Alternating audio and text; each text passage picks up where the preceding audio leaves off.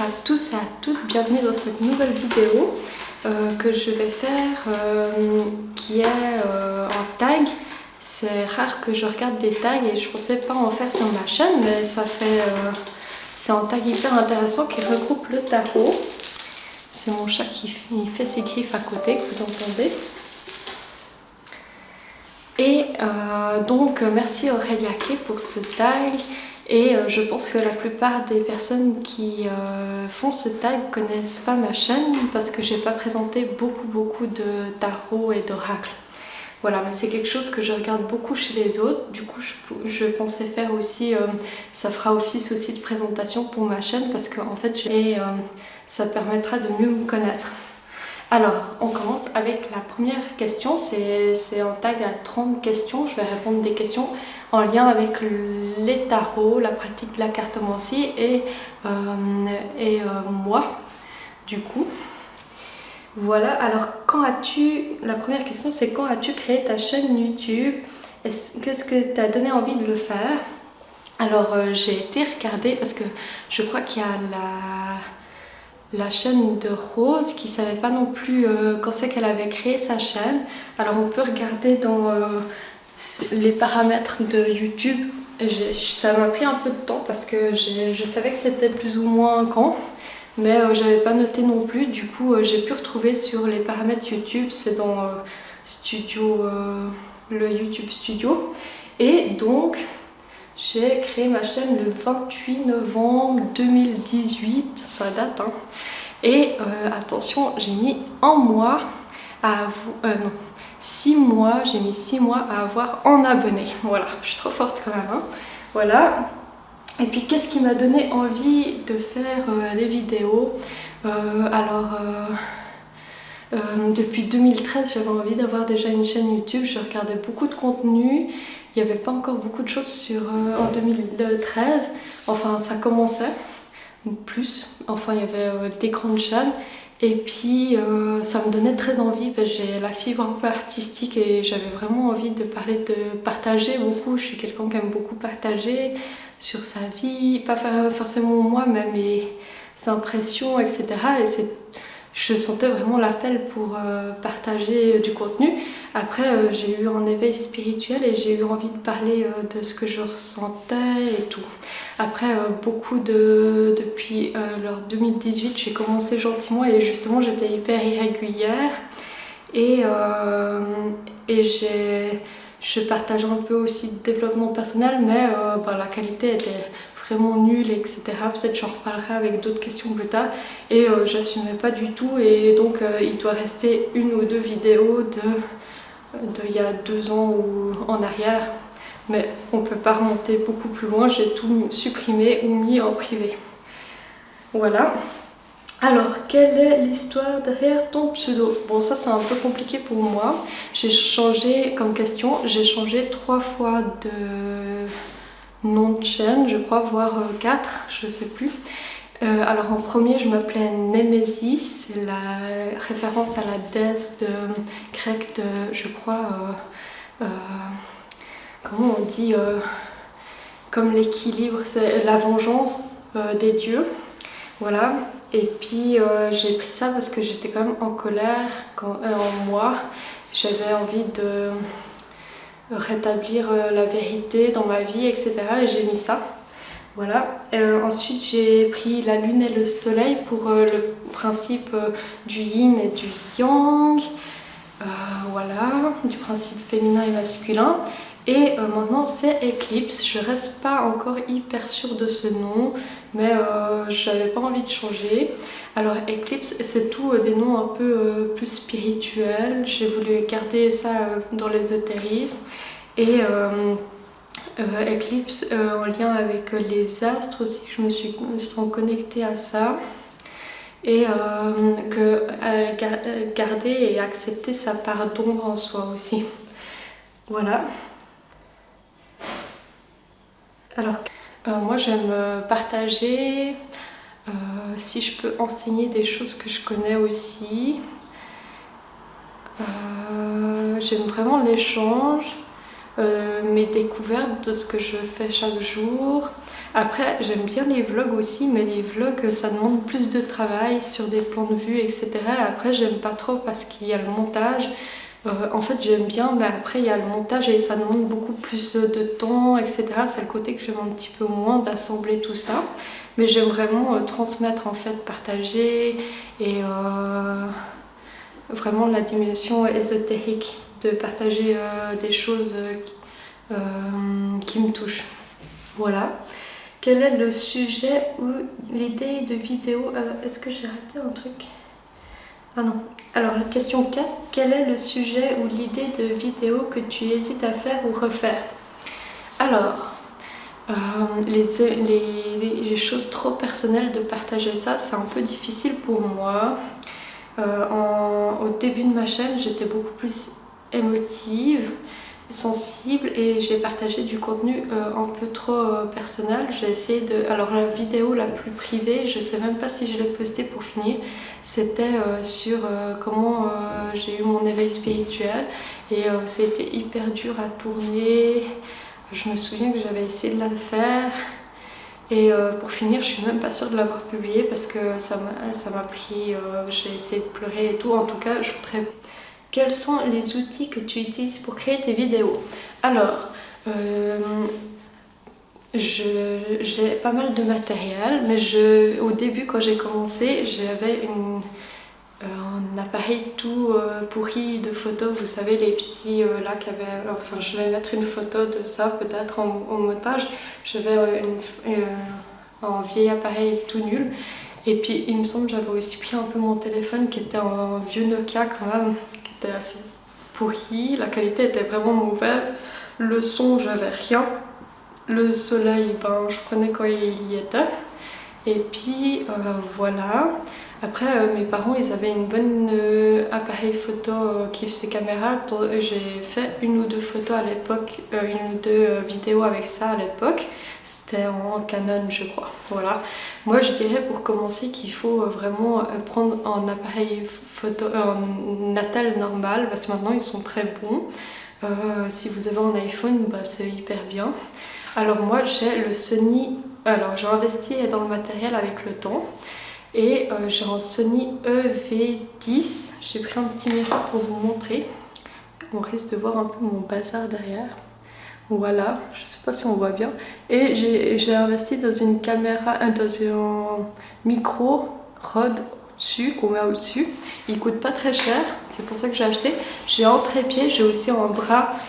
C'est un trépied sur ma table pour quand je fais mes tirages, qu'on voie bien comme un trépied pour la pâtisserie ou pour dessiner, on voit la table en fait avec les mains. J'en ai deux, j'en ai un pour le Natal aussi si je filme avec mon Natal. Et puis mon Natal il est assez basique, c'est un Samsung ancien un peu. Et c'est nouveau aussi, j'ai une Ring Light, mais avant j'en avais une vraiment nulle et au final j'ai investi un peu dans une bonne parce que si vous en avez une qui est claire mais on voit pas trop la différence, ça vaut pas la peine. Du coup j'en ai acheté une, peut-être je mettrai les références de ce que j'ai acheté en barre d'infos si ça vous intéresse. Après je fais du montage, avant j'en faisais pas. Et j'utilise Vegas Pro, voilà, c'est très bien.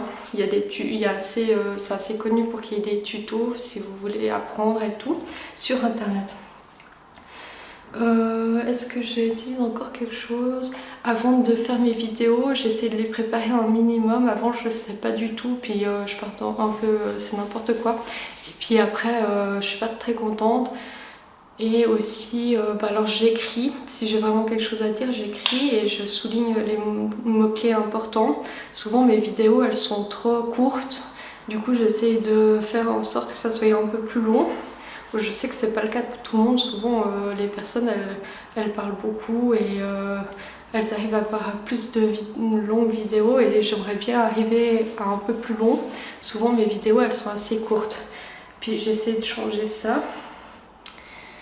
Est-ce que je vais investir encore dans du matériel? J'aimerais bien faire des vlogs en été ou en printemps et j'aurais besoin d'un truc pour tenir la caméra un peu plus loin. Puis peut-être avoir quelque chose de plus discret. J'ai aussi envie d'avoir... maintenant, si vous avez le dernier iPhone, c'est meilleur qu'une caméra comme celle que j'ai là. ça dépasse. J'ai vu ça dernièrement que c'était vraiment... Et puis c'est plus discret du coup, si vous faites des vlogs. Je vous conseille de prendre un iPhone. Voilà. Quelle est ta vidéo préférée? Alors, quelle est ta vidéo préférée de ta chaîne? Je pense que c'est la vidéo de la roue de l'année parce que ça retrace toute mon année avec les fêtes païennes celtiques. Et donc je retrace mon année avec des photos en documentation et tout, et je pourrais la mettre en fin de vidéo. Et j'ai beaucoup apprécié parce que ça me donne des souvenirs en fait de cette année, et j'ai beaucoup apprécié l'année 2024 aussi grâce à ça, d'être en rythme avec les saisons. Et c'est une vidéo que j'ai beaucoup.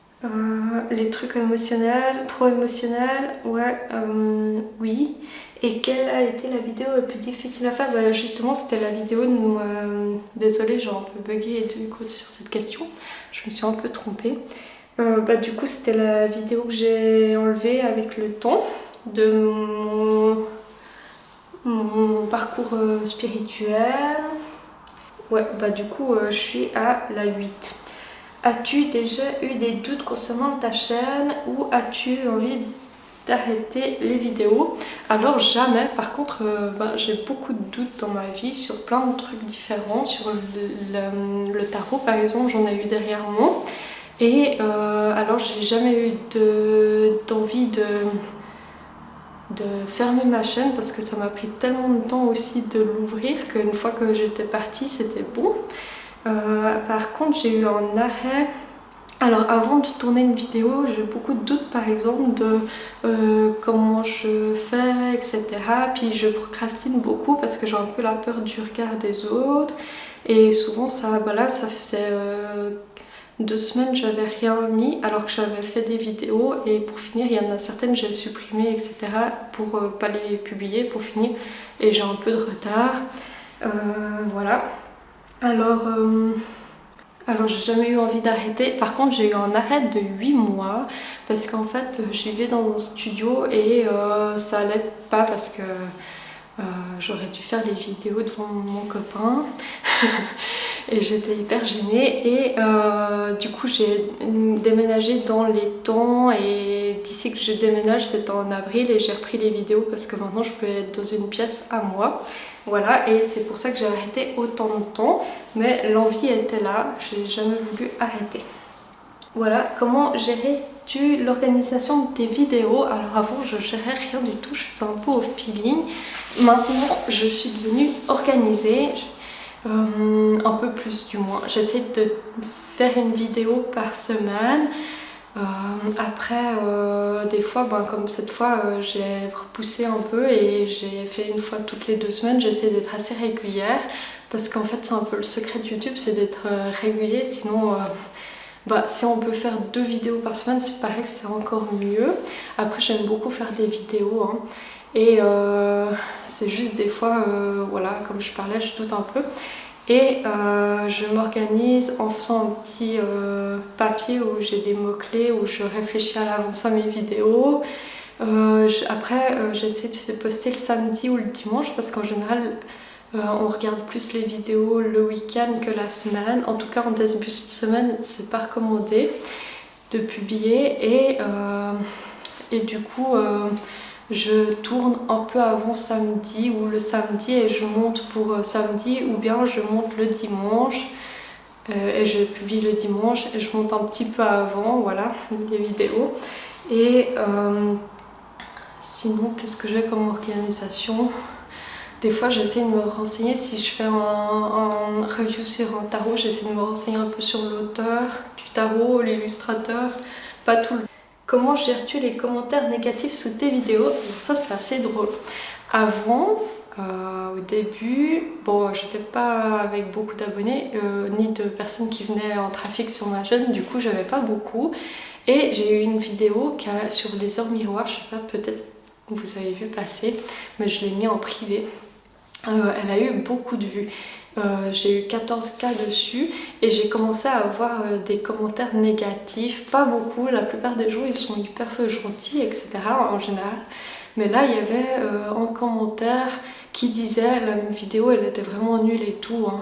Enfin dans le sens où la qualité elle était terrible, mes cheveux ils étaient en pétard et tout petits, courts, et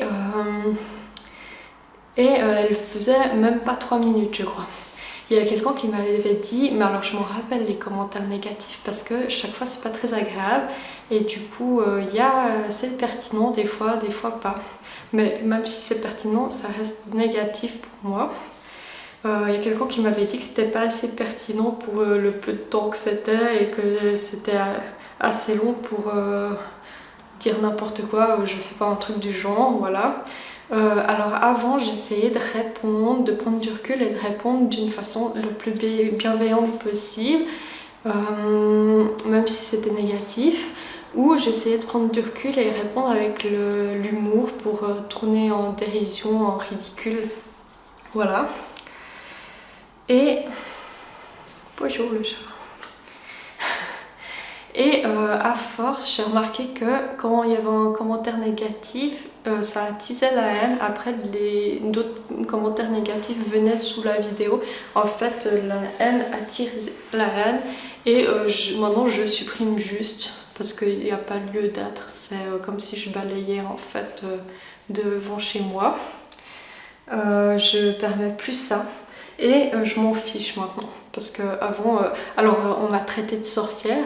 Alors chez la personne c'était une insulte, pour moi c'est pas une insulte, mais c'était perçu comme une insulte parce que de la bouche de cette personne c'était négatif. Après maintenant je m'en fiche, hein. Mais sur le moment c'était pas très agréable. Ensuite on m'a dit que c'était du bullshit sous ma vidéo de comment faire un sort, voilà. La personne si elle aime pas elle va normalement tu pars, voilà. Et qu'est-ce qu'on m'a dit d'autre? Ah oui, une fois on m'a dit la qualité elle était vraiment nulle, qu'elle entendait un clip avec mon vieil appareil photo, il faisait tic tic tic avant de rendre l'âme, je sais pas pourquoi. Et j'ai essayé de filmer quand même avec et la personne elle m'a dit que ça l'avait dérangé tout le long de la vidéo, etc. Bon, je la comprends d'un côté. Mais sur le moment, ah oui, une fois j'étais au cinéma et quand je suis sortie du cinéma, j'ai ouvert mon attel et j'ai vu qu'il y a quelqu'un qui avait mis une mauvaise note, du coup ça a ruiné ma soirée, qui avait mis une mauvaise commentaire. Et qu'est-ce qu'il avait mis? C'était une femme, je sais plus maintenant, mais justement ça m'avait vraiment touchée. Alors que j'étais contente. Je crois en plus j'étais pas si contente que ça. Le film il m'avait tout retourné l'esprit, que c'était pas bien. Voilà. Et voilà, donc je mets aussi des commentaires, il faut pas croire. J'essaie d'être le plus poli possible, mais quand ça me plaît pas ou comme ça, j'essaie de dire mon point de vue d'une façon respectueuse. Mais en fait j'ai remarqué que quand je faisais ça, après il y a des gens qui mettent dessous le commentaire en déferlement d'haine. Du coup j'évite de mettre mon point de vue même s'il est négatif. Voilà, ça dépend. Mais j'aime bien dire ce que je pense aussi, du coup je comprends aussi. Quand c'est vraiment négatif pour ruiner. Ah oui, aussi dans ton tirage de cartes, on m'a dit arrête les tirages de cartes, tu dis n'importe quoi. En plus sur cette carte j'avais eu un doute, alors j'étais regardée avant dans le livre d'Emmanuel Iger, c'est savoir ce qu'elle disait, et j'avais repris un peu ses mots, du coup c'était pas vrai que c'était n'importe quoi, voilà. Ça m'a fait douter un petit peu. Alors mais des fois il y a des très bons commentaires et ça me fait plaisir, il faut pas croire qu'il y a que des négatifs. Moi qui veux se lancer sur YouTube, de pas attendre des années comme moi quand l'envie elle est, en général c'est pour une bonne raison, puis d'essayer de se lancer sans trop réfléchir aux conséquences, parce que des fois ça nous retient, c'est comme sauter dans le vide un peu, il faut y aller. Et ça fait un petit peu peur, mais pas de penser aux personnes qui vont nous regarder. Ça c'est le conseil que je me donnerai à moi-même en tout temps avant de tourner une vidéo aussi. Et de pas penser qu'il faut avoir un monstre matériel avant de se lancer, parce que souvent on veut bien faire et tout, et c'est une excuse pour pousser à plus tard, d'avoir un bon matériel, de faire ci, de faire ça, pour que ça soit... Quel est le conseil inattendu que YouTube t'a apporté? Je dirais que c'est de la confiance en moi par rapport à parler en public par exemple. Ça m'a beaucoup aidé d'avoir une chaîne, parce que même si je suis devant ma caméra toute seule, ben, j'imagine des fois qu'il y a des gens qui me regardent, et c'est quelque chose qui m'a beaucoup aidé pour parler devant les gens. Aussi de faire attention à avoir mes tics de langage, de les avoir moins, même si je les ai toujours, je m'en rends compte. D'accepter ma voix aussi en montage, c'est pas encore ça, mais je l'accepte mieux. Et puis j'ai pas fait encore beaucoup de rencontres sur YouTube, peut-être ça va changer avec le temps, mais ça m'a aussi, comme spectatrice de YouTube, pas comme personne qui a une chaîne, ça m'a apporté énormément de connaissances des points de vue des chaînes que je suis. Voilà, ça m'a beaucoup apporté. Puis de la confiance aussi. Depuis quand pratiques-tu la cartomancie? Je sais pas. J'ai commencé en fait, mon père m'a offert mon premier tarot à Noël, je crois, ou c'était pour mon anniversaire, je crois que c'était à Noël, à 15 ans. Et j'ai commencé à tirer seulement les arcanes majeures. Il m'a offert le tarot des Visconti, oh je m'excuse si je dis faux, je vais mettre une petite photo, Visconti Forza, c'est un très ancien jeu de la Renaissance italienne je crois, mais du coup c'était une reproduction, hein. J'ai pas eu un authentique, voilà. Il était très beau, mais vous savez, les cartes mineures, elles étaient comme le tarot de Marseille, et je crois même pas qu'elles étaient dans le petit livret avec les définitions. En tout cas, je tirais que les cartes majeures.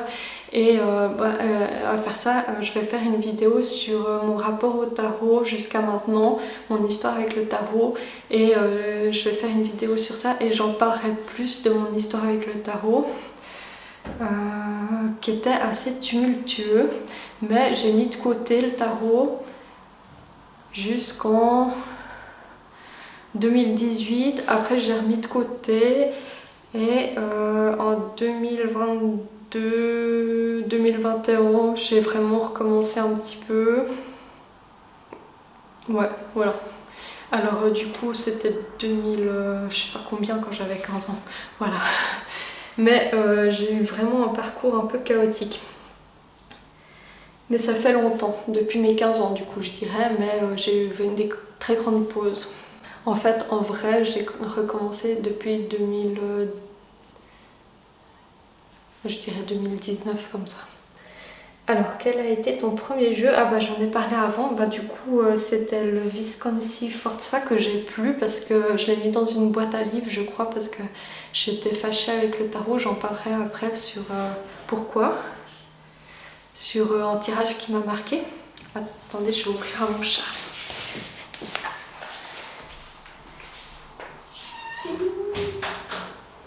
Voilà, je suis de retour. Alors, quel a été ton premier jeu? Le Visconti Forza, je l'aimais beaucoup, je l'ai mis dans une boîte à livres et je regrette.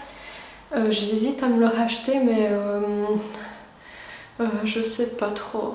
Je suis pas trop carte mineure avec... enfin bref, c'est pour le souvenir plutôt que je me le rachèterais, mais je pense pas pour l'instant. Quel a été ton... Alors, combien de jeux possèdes-tu? J'ai compté exprès pour la vidéo, j'en ai pas énormément. Enfin, pour certains qui pratiquent pas la cartomancie du tout, ils vont dire c'est beaucoup, mais bon, j'ai 36 jeux, d'oracle et tarot compris. Ils sont un peu dispersés un peu partout, du coup ceux que j'ai trouvés, j'ai essayé de compter un peu tout ce que j'avais partout. Voilà. Alors j'aspire à en avoir plus, enfin c'est plutôt qu'il y en a plusieurs qui m'intéressent. Après j'ai pas tout le temps les moyens de m'acheter beaucoup de jeux. J'ai une liste d'attente, une liste d'attente de jeux je pense comme beaucoup. Et des fois avec le temps, j'ai plus envie de me les acheter, parce qu'au final je vois que l'envie passe, ou ils me correspondent pas complètement, mais il y a quand même beaucoup de jeux qui restent que j'aimerais bien m'acheter, et j'en parlerai peut-être après. Si tu devais garder qu'un seul jeu, lequel serait-ce? Je crois que ça serait le Morgan Greer Tarot. J'ai un lien très émotionnel avec. Et il a une année et un jour parce que il m'a été offert par mon copain à la Saint-Valentin de 2024 du coup. Il est pas hyper... enfin moi je le trouve très joli, mais je sais qu'il plaît pas à tout le monde. Il est très coloré comme ça. Et on le voit pas hyper souvent. Et donc il est déjà bien utilisé hein, parce que j'en avais pas beaucoup. Et donc il est bien usé et je l'aime beaucoup et c'est celui que je prendrai avec moi. Voilà. Quel est le jeu que tu rêverais d'avoir? Il y en a plusieurs que j'aimerais bien avoir, après que je rêverais, je sais pas trop, mais alors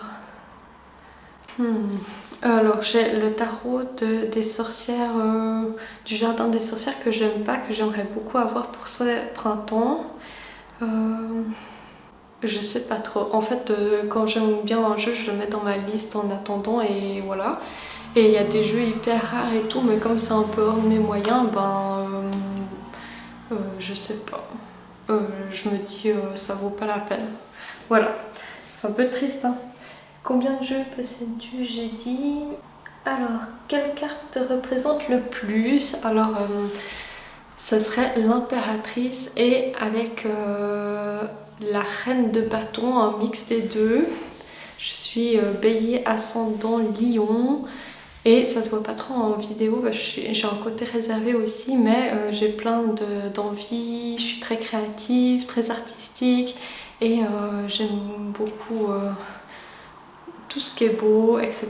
Et donc je me vois bien en impératrice. Souvent le tarot il m'avait dit d'ailleurs que j'étais représentée souvent par l'impératrice et la reine de bâton aussi parce qu'elle est un peu tout feu tout flamme. Après j'ai un côté très réservé aussi, pas hyper réservé mais un côté assez ésotérique et qui aime bien transmettre et donc je dirais un soupçon de papesse aussi. Ça fait un mélange un peu bizarre. Voilà. Alors, quel type de tirage préfères-tu faire? J'aime beaucoup, j'ai découvert il n'y a pas longtemps la roue de l'année. Je trouve que c'est hyper complet et j'aime beaucoup faire la roue de l'année. J'aime aussi le tirage du prénom pour connaître en profondeur une personne. Après, on connaît vraiment en profondeur quand on voit la personne, quand on discute avec elle, etc. Mais j'aime beaucoup savoir ça. Et puis je fais souvent le tirage 3 cartes et après pas forcément passé, présent, futur mais plutôt 3 cartes. Un tirage de cartes qui t'a marqué. Alors j'avais fait un tirage, je savais pas si je devais aller voir une personne et j'ai fait le tirage à 3 cartes. J'ai eu le chariot, j'ai eu la mort et avec le Visconti Forza justement et j'ai eu la tour. Donc on me conseillait de pas aller mais ça parlait justement si tu y vas avec le chariot dans des déplacement. Du coup j'ai pris le train et puis j'ai été voir cette personne et elle m'a dit des vérités parce qu'elle me parlait pas, c'est pour ça que j'avais envie de la voir pour pouvoir discuter avec elle. Et elle s'est enfermée dans un endroit, donc je pouvais pas discuter avec elle. Et pour discuter, j'étais obligée de passer par une fenêtre et de sauter pour pouvoir la voir et discuter par la fenêtre ou autre. Enfin, j'ai fait un peu un truc bizarre et j'ai sauté et je me suis cassé les os. Du coup ça parlait d'accident d'os et donc ça s'est révélé et après ça j'ai mis à la boîte à livres mon tarot. Voilà. Alors ça c'est un tirage qui m'a beaucoup marqué et qui m'a beaucoup percuté et ça parlait d'accident qui allait se produire mais je le comprenais pas encore très bien. Puis c'est après que j'ai pu l'analyser. Voilà. As-tu déjà utilisé les cartes d'une manière inattendue ou inhabituelle? Alors j'avais été faire un tirage de cartes avec une voyante et il y avait la force qui était ressortie beaucoup. J'étais dans une phase où elle m'avait dit que pour avoir le courage, etc. Et la confiance en moi, je pouvais m'imprégner de la carte de la force. Donc j'ai mis la carte de la force en elle y est encore d'ailleurs, sur ma table de chevet,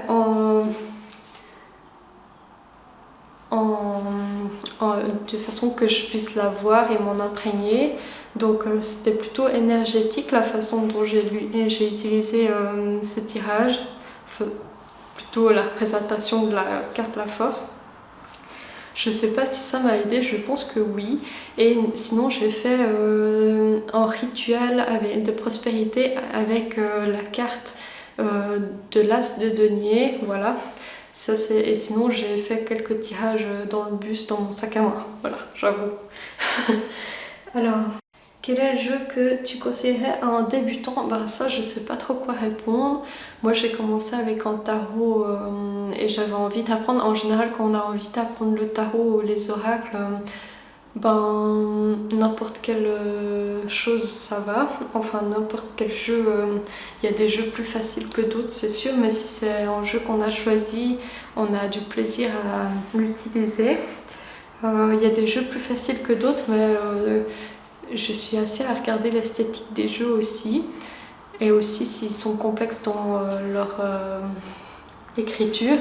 Mais je ne conseillerais pas par exemple l'oracle des miroirs, à part si c'est un oracle qui vous parle beaucoup, ou l'oracle G, je les trouve vraiment pas beaux esthétiquement. Je ne peux pas conseiller des jeux pas beaux, même s'ils sont pertinents peut-être. En tout cas, moi j'aurais pas voulu commencer avec ce type de jeu. C'est pas très gentil pour ceux qu'on crée, hein.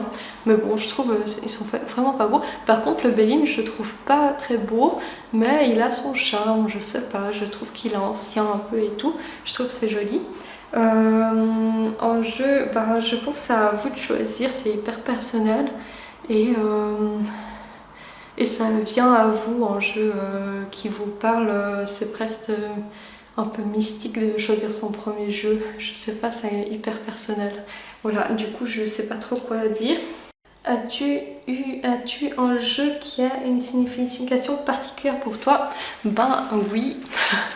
Alors, j'ai vu tous les tags par rapport à... Enfin, je crois avoir vu tous les tags par rapport à ce tag, du coup. Enfin, toutes les vidéos par rapport à ce tag. Et j'ai vu celle de Véronique qui disait qu'elle pouvait pas parler de son jeu, mais en fait, oui. Enfin, moi, je vois pas le problème. Moi, je vais vous présenter mon tarot. J'ai passé une année à faire les illustrations. Du coup, oui, il a un sens particulier. Et je vois tous les défauts dessus. Il y a des trucs que je suis pas fière du tout. Par exemple, le pochon que j'ai acheté, il est pas encore en vente parce que il y a plein de trucs à modifier justement.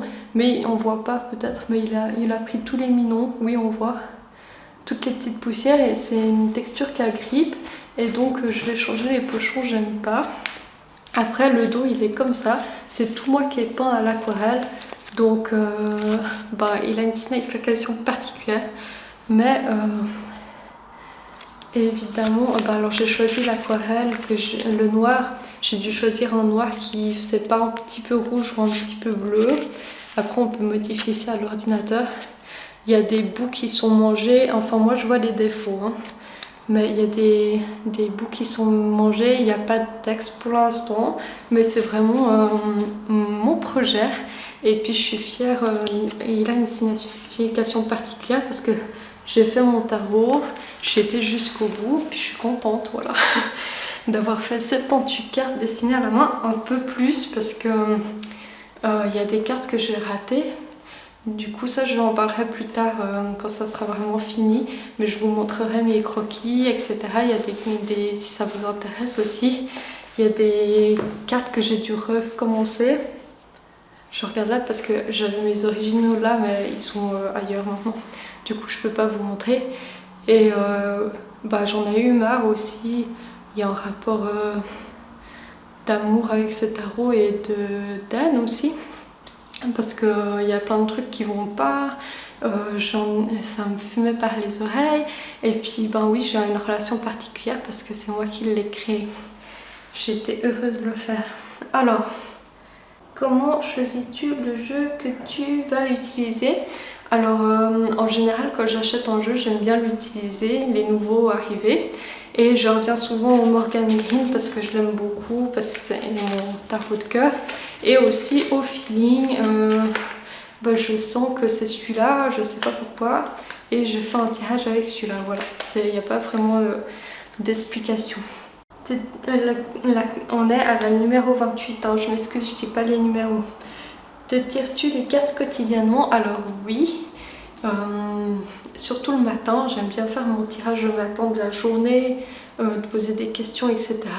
Après, dernièrement, il y a 3 semaines, il y a un mois, j'ai eu des gros doutes par rapport à des cartes que j'ai tirées et j'ai tout stoppé. Voilà, alors ça fait à peu près un mois que je fais plus quotidiennement.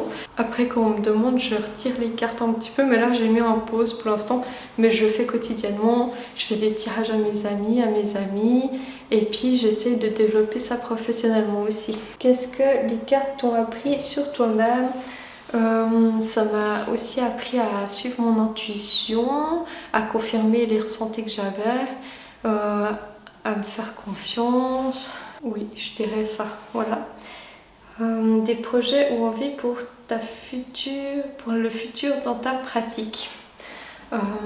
J'aimerais développer mes réseaux par rapport à mes guidances personnelles.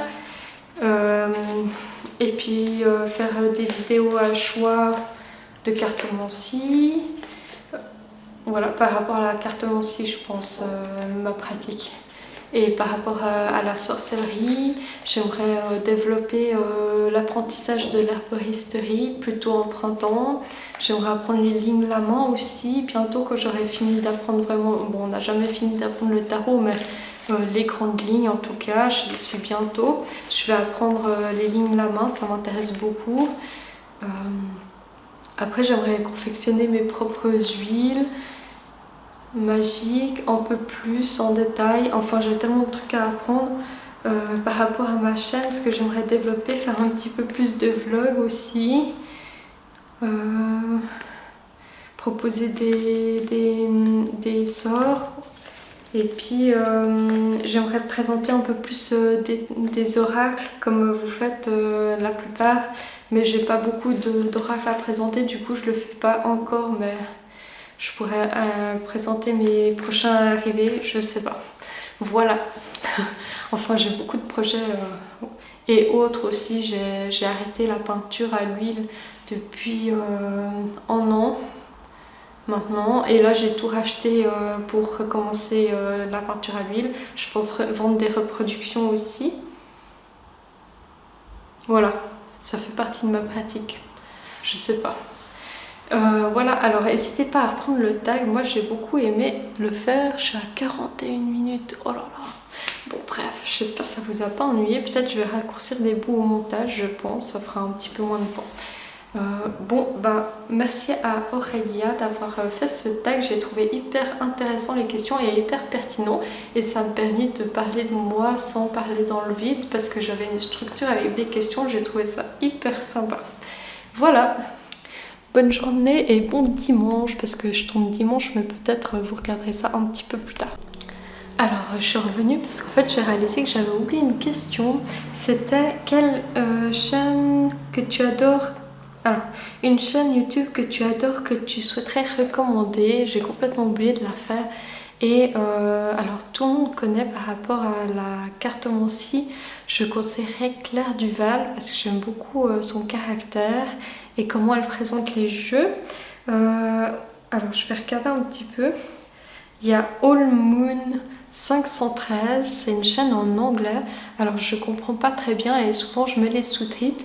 Je trouve cette femme, elle dégage un truc, c'est pour ça que j'aime sa chaîne. Elle a une certaine classe et elle m'impressionne beaucoup dans son énergie. Elle a une grâce et une élégance, je trouve. Après, j'ai plus que 1% sur ma tablette. Il y a la Claire, il y a la chaîne Ange de Gaïa qui parle plutôt de magie.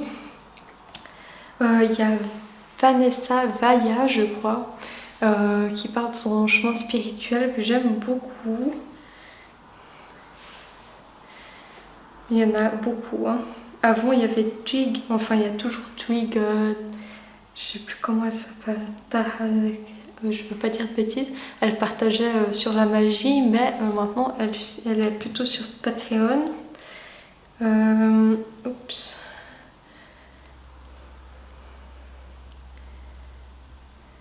Il y a Lyra, je pense que certains connaissent, qui est vraiment très poussée dans l'histoire, la magie, etc. Une chaîne que j'aime beaucoup aussi, c'est Holistic Tarot qui fait des guidances. Elle a une approche. Bon, alors les guidances que je suis, ça me parle jamais, mais je trouve qu'elle a un caractère très doux et j'aime beaucoup. Je l'ai découvert quand elle a présenté comment elle a commencé son parcours par rapport à son travail, comment elle a été cartomancienne. Et elle a partagé des podcasts sur l'argent, le rapport à l'abondance et tout. Ça m'a fait beaucoup parler. Après, elle fait pas souvent de podcasts, c'est surtout de la guidance. Et j'aime bien aussi écouter, mais en général, j'ai l'impression que son public, il est un peu différent de moi. Et ses guidances, je suis pas je suis touchée par ça, mais ça me vise pas particulièrement, j'ai l'impression que c'est pour plutôt les autres. Du coup, c'est souvent à côté, mais peut-être ça va vous parler, j'aime beaucoup son énergie. Est-ce qu'il y a quelqu'un d'autre? Il y a plein de chaînes que je suis, mais j'essaie de parler de chaînes que vous connaissez peut-être pas aussi.